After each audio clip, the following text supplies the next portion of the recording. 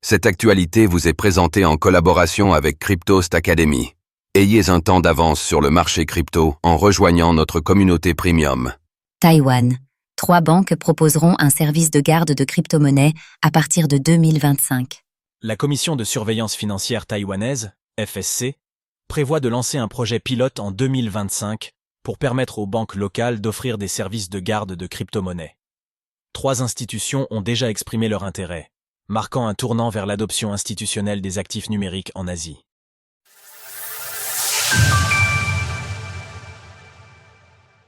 Les banques taïwanaises s'apprêtent à adopter Bitcoin et les crypto-monnaies. En 2024, de nombreuses entreprises et institutions à travers le monde ont commencé ou continué à adopter Bitcoin et les crypto-monnaies.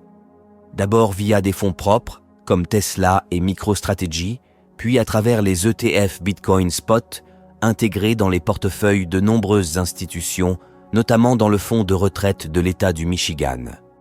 En Asie, l'adoption institutionnelle et professionnelle est plus timide, mais loin d'être inexistante. Au début de l'année, les principaux partis politiques sud-coréens ont fait de la réglementation des crypto-monnaies un sujet de campagne. Par ailleurs, des ETF Bitcoin et Ethereum Spot ont été lancés à Hong Kong, tandis que l'entreprise japonaise Metaplanet a acquis plusieurs millions de dollars en BTC. Découvrez notre guide pour acheter du Bitcoin en sécurité. La Commission de surveillance financière, FSC, de Taïwan, l'équivalent de la Securities and Exchange Commission, SEC, aux États-Unis, a récemment annoncé son intention de lancer un projet pilote de garde d'actifs numériques via les banques taïwanaises.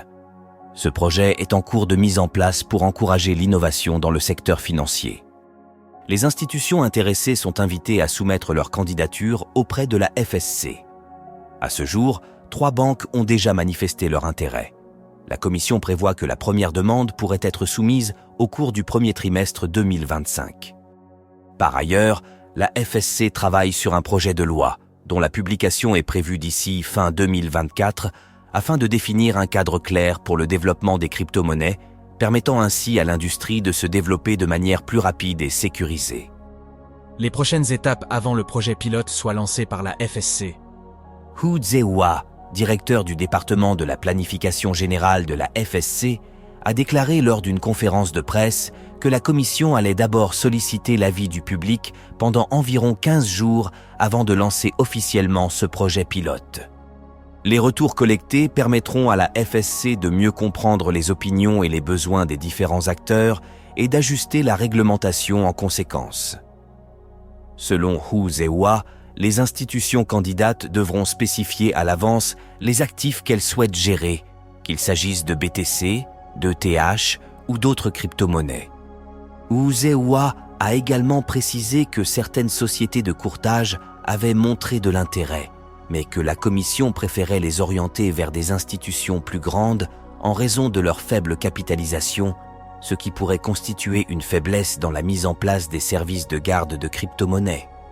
La réglementation que la FSC doit mettre en place aussi veiller au respect des lois contre le blanchiment d'argent et le financement du terrorisme.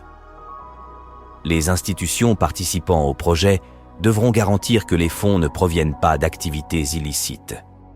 Retrouvez toutes les actualités crypto sur le site cryptost.fr.